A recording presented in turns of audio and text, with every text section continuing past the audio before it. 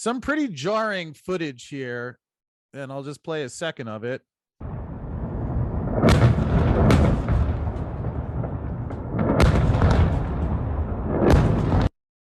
I was having a hard time figuring out how to look at that other than in the face of all that's going on in the world, someone chose to fire missiles at deep state allies' territories, which is quite a shocking event.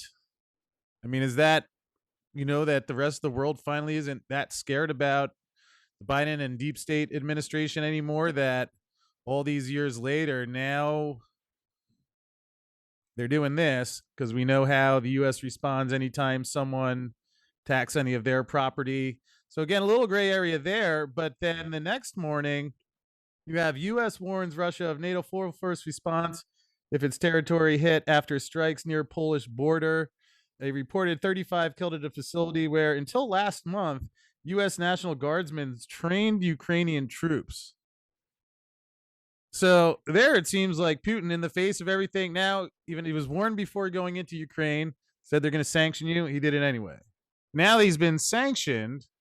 Looks like he blew up something that includes U.S. property. Either case, despite all of that, silver getting clobbered right on the open.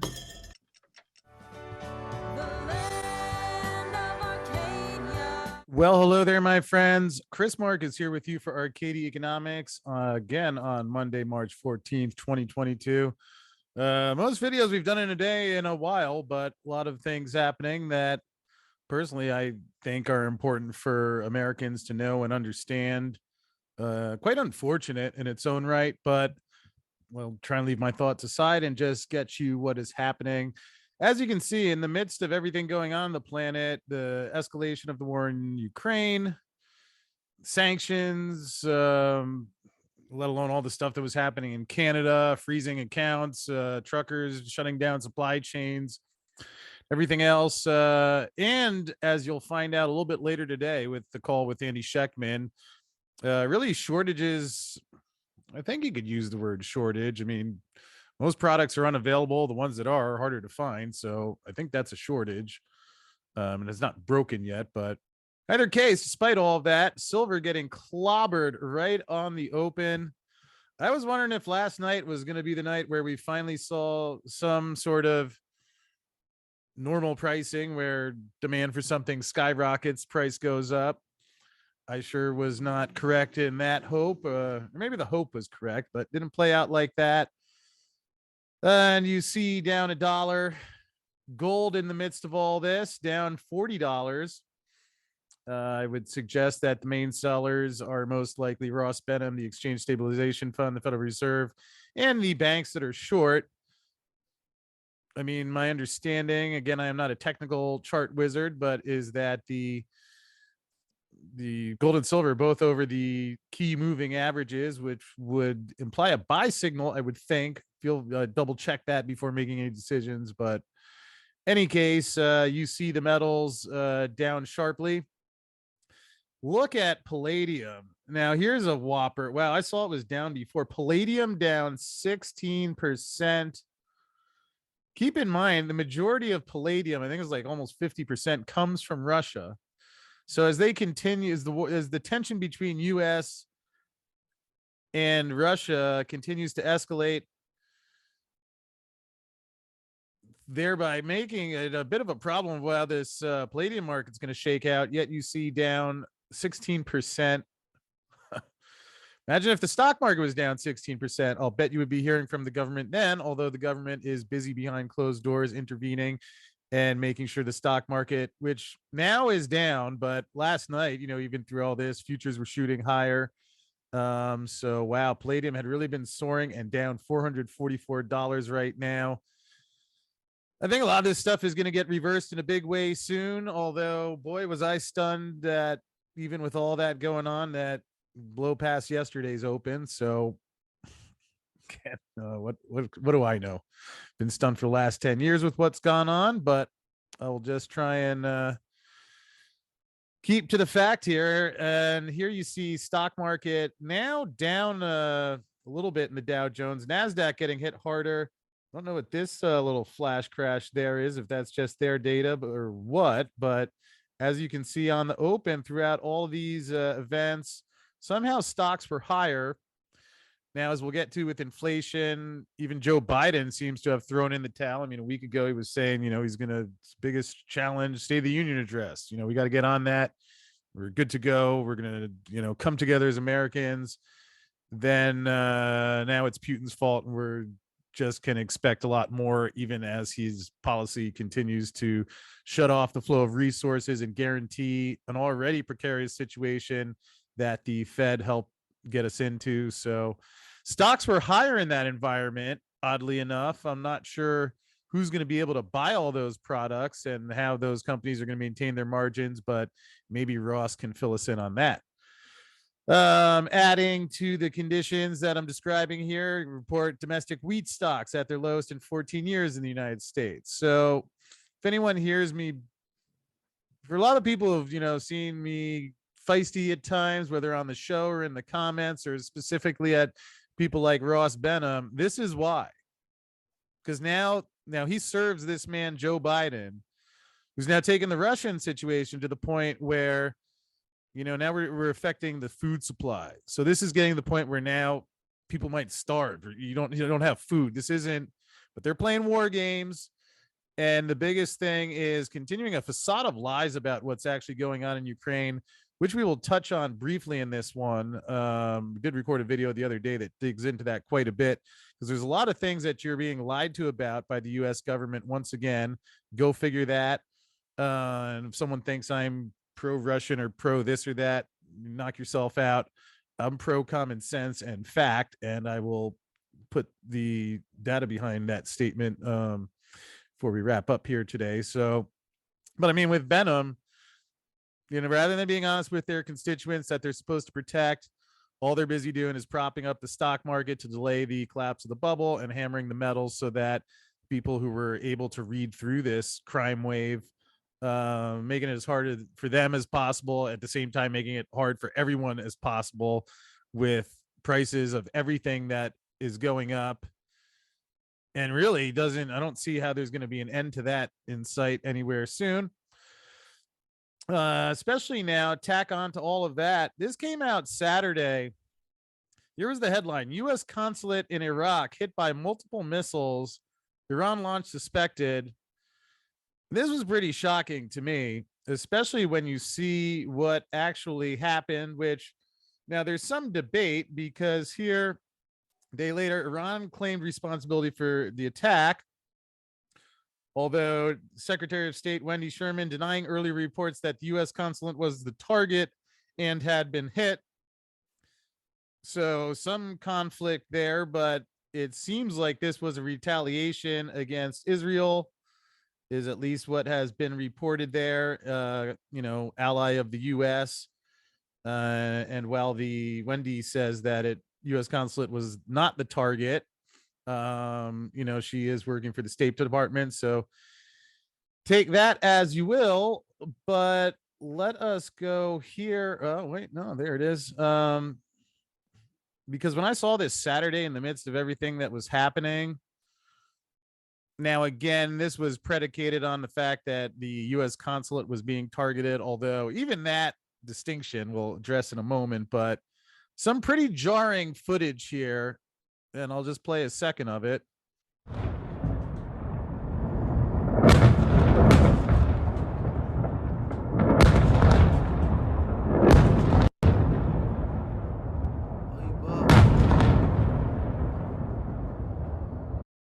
Speaks loudly. Now, if that was indeed aimed at the U.S. consulate or some Israeli thing, I was having a hard time figuring out how to look at that, other than in the face of all that's going on in the world, someone chose to fire missiles at deep state allies' territories,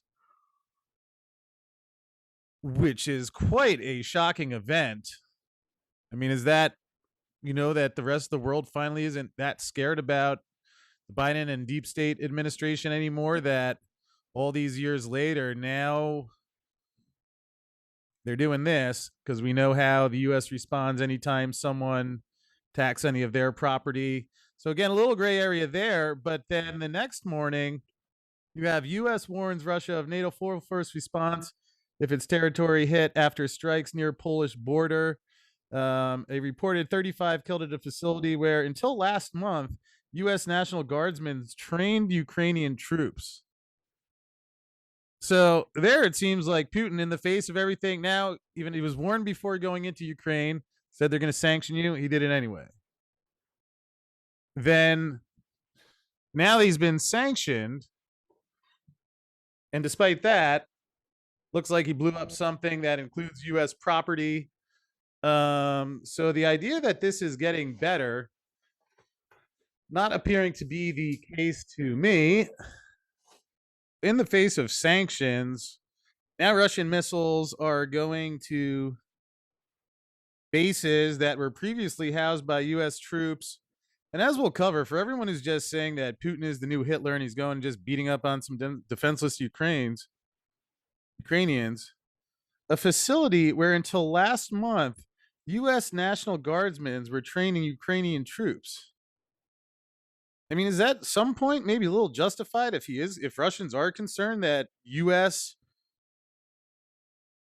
forces are doing training operations in Ukraine right near the Polish border? And some of these people they're training, I've seen videos, they're waving swastikas, flags. Certainly, unless these videos are doctored, there's someone suggesting a lot of evidence. And then you have Hunter Biden hanging out with Zelensky, who was a former pop star comedian. Well, the U.S. is just saying that, hey, there's Putin just going around bullying the little Ukrainians. Does not seem to be the case. And actually, we'll be able to prove that's not the case in case this doesn't do it for you yet. Here we have additional news that I would certainly suggest would not be considered good news for the Biden regime and the dollar, because yuan deposits soar at Russian banks after the SWIFT cutoff. So Joe Biden is doing the sanctions, and basically he's shutting Americans out of the global economy because, whether militarily or financially, I mean, Joe Biden was the one who said it was a financial war, which I think he declared without seeking Congress or providing any evidence of anything. And in the end, countries are now not afraid to attack U.S. assets in foreign lands that probably can't afford anyway and just print money to pay for. But they're making trade and payment arrangements outside of the dollar, while Nancy Pelosi and the Americans just stole another $1.5 trillion in the middle of the night last week. So you can see which way this is heading. So here we have a report from metals dealer Bob Coleman, hearing U.S. Mint may increase. So here we have a tweet from Bob Coleman, a metals dealer, hearing U.S. Mint may increase cost for all gold coins, cost of acquiring bars increasing, passing it along. Then also today from Wall Street Silver. Now, I'm not sure I would actually say this is technically a silver shortage, what's reported here. I mean, I think there are shortages of many products, but to be clear here, the United States Mint will not strike 2022 Morgan or Peace dollars, with Mint officials identifying silver planchet shortages as the reason for the cancellation of the planned coins. All right. So in a market where we already saw nickel get shut down and a lot of fragile things out there, now the U.S. Mint is shutting things down. And again, with that call with Andy tonight, he talks about the things that are unavailable. And Todd Anthony of First Majestic Silver has mentioned that some of the backlogs they face is also due to the U.S. Mint's role in the supply chain. And now, again, when they are needed the most, despite the law that they're supposed to produce the darn coins, they're just pulling a Joe Biden or a Ross Benham, whatever you want to call it. Here we have another interesting note from Bob Coleman. This was on March 8th. Exchange for physicals EFP premium just doubled from yesterday for silver. It's doubled from yesterday. And what had happened on that yesterday, the day before? London Bullion Market Association suspends accreditation of 6 Russian gold refineries. Keep in mind, back in March of 2020, You had on March 11th, U.S. announces COVID emergency status, which gives them a whole, at least in their minds, a whole free reign to do a whole bunch of other stuff. The 15th, you have quantitative easing by the Fed on the Ides of March, coming right around the corner, I might add. Actually, it's tomorrow, Tuesday. Wow, that should be an exciting day. And anyway, a couple days later, March 23rd, we heard how the EFP mechanism in the gold market broke. A couple banks reported really big losses. Gold, I think, went up about $100, $150 over the next day or so. Then here you have March 7th, the activity with Russia and their refineries. Then March 8th, again, exchange for physical premium just doubled from yesterday for silver. So certainly lots of signs of stress in the system, but hey, don't take my opinion for it. Here, even with higher liquidity requirements, situations are conceivable in which a systemically important bank's liquid assets are not enough to perform successful resolution. And this is why the Swiss government is proposing public liquidity backstops for big banks. So sounds like some more money is going to be printed, which many would think would be the kind of thing that would lead investors into silver, although Joe Biden has different views on the inflation topic. Now, back during the State of the Union, he laid out economic proposals, and he said top priority is getting prices under control. Now, that's great that it was his top priority, but how good is he going to be at actually doing that? Apparently not very good, because here now, as of Friday, Biden was just blaming inflation on Putin, big oil, and the pandemic. So basically, really displaying true leadership, blaming it on everyone else, and especially Putin. I mean, really like sticking it to Putin. Yet, here's what Joe did not mention: is that last month was the third straight month of inflation at a 40-year high. I think Putin was invaded Ukraine, or not invaded. I mean, as you'll hear in the rest of this video, when you find out some of the things that the Biden administration hasn't really been giving you the true story about, some of these words might be interchanged or used differently. But in either case, if that was late February and this is 3 straight months, of course, inflation was soaring for months before that. Anyone who actually buys stuff or pays for stuff rather than stealing it like a government official was well aware that inflation was going up. So not only is Joe Biden backtracking on his promise from the State of the Union and then just ditching the blame on, dumping it on anyone in sight, but he also seems a little bit frazzled and as if he's not handling it so well, as you will see here. So I'm sick of this stuff. We have to talk about it because the American people think the reason for inflation is government spending more money. Simply not true. So I'm sick of this. Now, as someone who, I think if nothing else, I have some credentials of what it's like to be frustrated about other things. This guy looks like he's getting pretty agitated, body language and demeanor to me. Almost, as it popped into my mind last week, it almost feels like what Bernie Madoff must have been like when it was finally like, can I just turn myself in and end this already? So anyway, there you go. And again, when I said before, which I know some people might have been a little shocked by, of why I seem to be, I guess, I don't know if I'm defending Putin, but it seems to me like he's more justified in what's happening so far. Because in addition to the fact that the U.S. has been training some sketchy people and a lot of details emerging about money flows of who's financing who, the people involved in that don't look good. But even leaving all that aside, now it's confirmed that there were biochemical laboratories in Ukraine. Putin has said that what he's going after are the biochemical labs, which are also connected with people who do things with children like President Biden. So, but at the heart of it, if he's making that up and Biden's just, protecting the little Ukrainians, is one thing.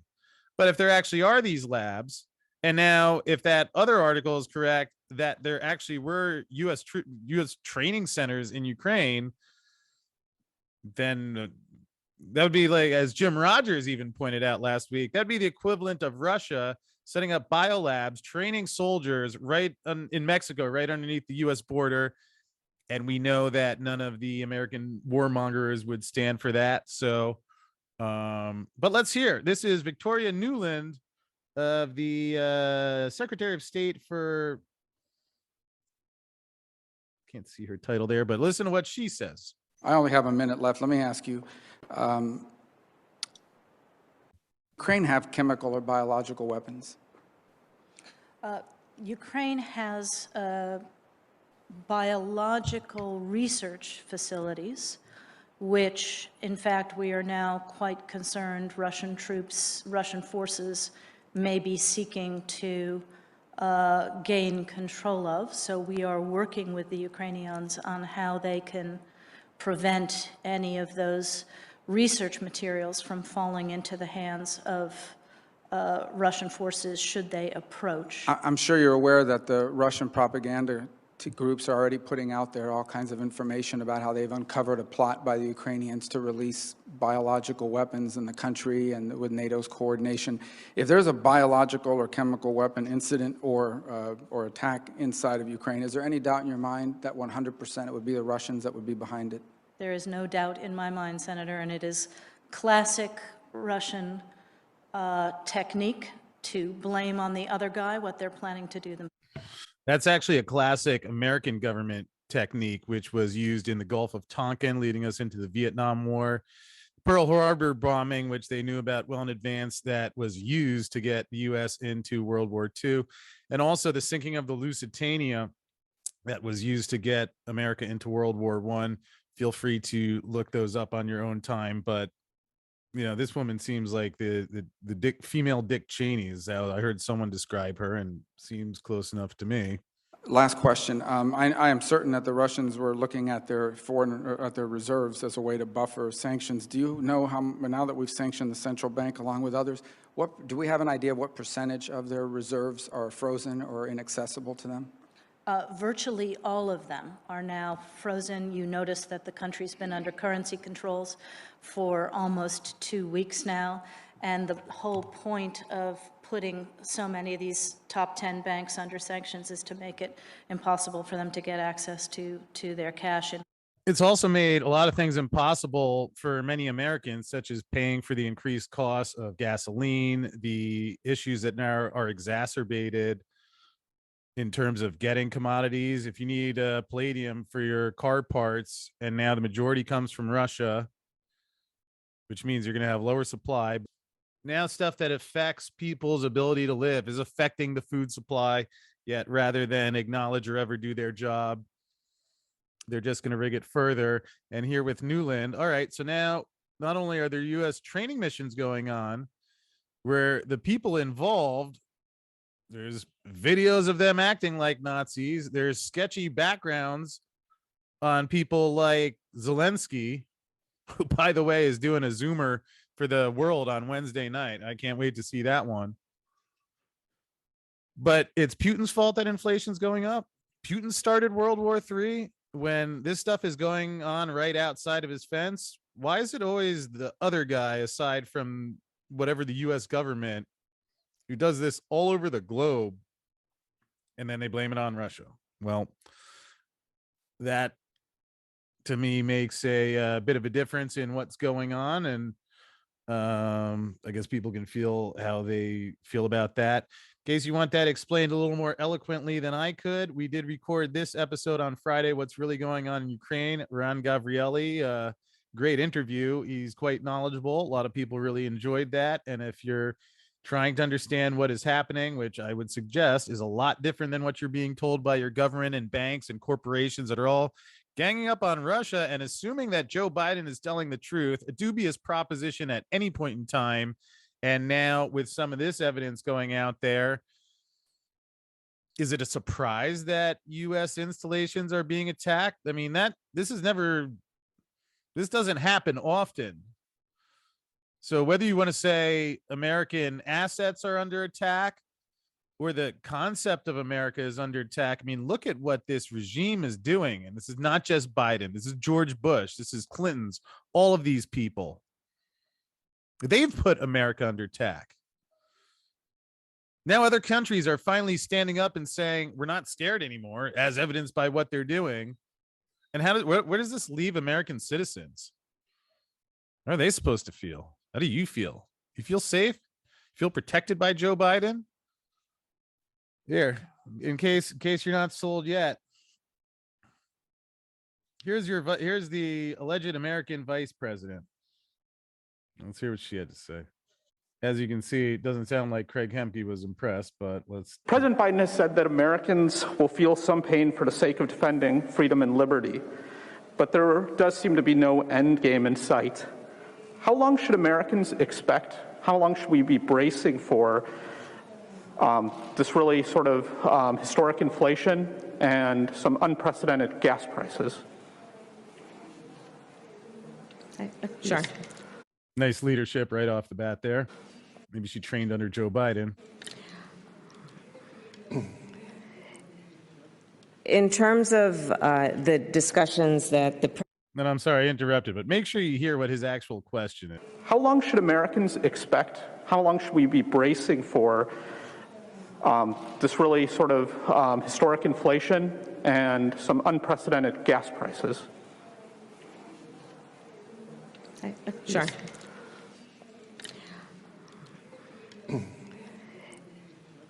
In terms of the discussions that the President, Johannes, and I had, they ranged in subject, including the issue of the Black Sea, and I'll let him explain in more detail as he would like. But we are, again, fully aware and apprised, because we are in constant communication with the President, with his administration here, about the concerns that they have about the entire region and, frankly, the vulnerability. All you have to do is look at the map. All you have to do is look at the map. Again, reminder that answer was in response to the following question. How long should Americans expect? How long should we be bracing for this really sort of historic inflation and some unprecedented gas prices? So how long should we be prepared to deal with the unexpected gas prices? Biden told us at the State of the Union that was a top priority. Then you saw him melt down. He's sick of it, but no plan. And when his number two in command is asked how long should they be prepared for that? In terms of the discussions that the President, Johannes, and I had, they ranged in subject, including the issue of the Black Sea, and I'll let him explain in more detail as he would like. But we are, again, fully aware and apprised, because we are in constant communication with the President, with his administration here, about the concerns that they have about the entire region and, frankly, the vulnerability. All you have to do is look at the map. So if you want to know if the price of gas is ever going to come down in your neighborhood again, look at the map of the Black Sea. And just in case that doesn't do it for you, then you got number one. So I'm sick of this stuff. We have to talk about it, because the American people think the reason for inflation is government spending more money.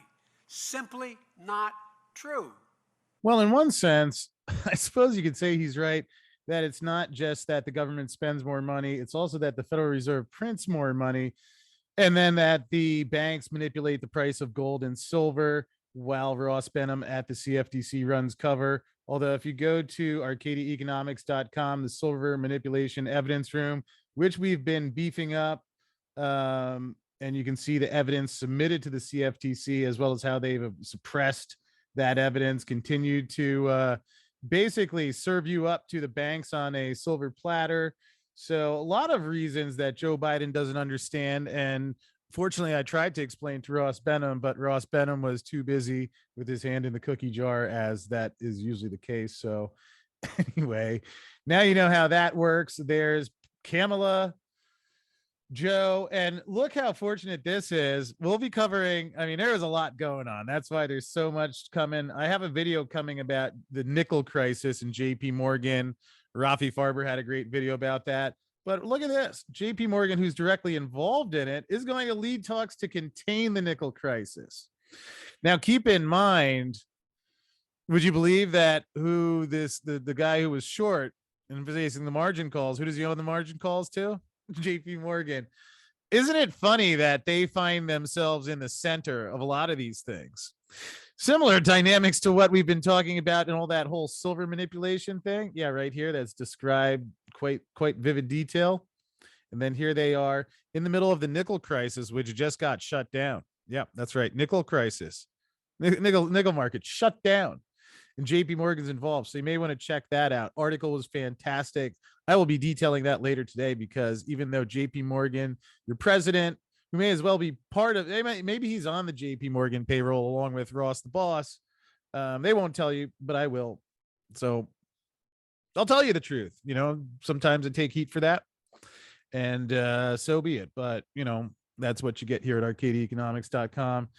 In the midst of that, perhaps also explaining why silver is down still 91 cents on the Kitco chart.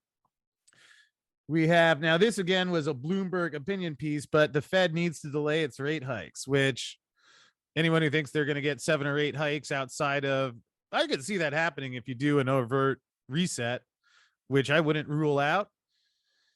But again, all of a sudden backtrack. Well, maybe now isn't the time to raise interest rates. And now we saw gold and silver repeatedly get hammered over the past couple months as there were reports, the Fed's going to raise, they're going to raise twice. They're going to raise 800 basis points tomorrow.